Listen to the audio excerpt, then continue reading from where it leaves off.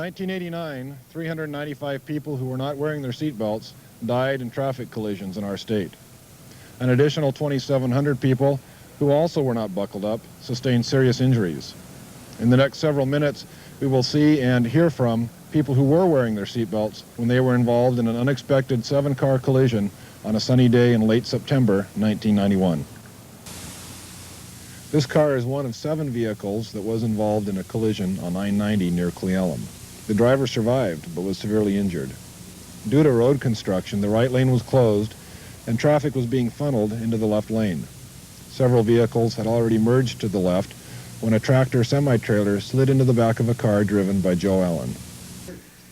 I just finished up a week's work in Everett, and I live in Walla Walla, and I was commuting home at the end of the week. It was late in the afternoon, but well before dark. And the traffic started to slow up in the right lane. I was on I-90 approaching Cle Elum. And I signaled, checked rearview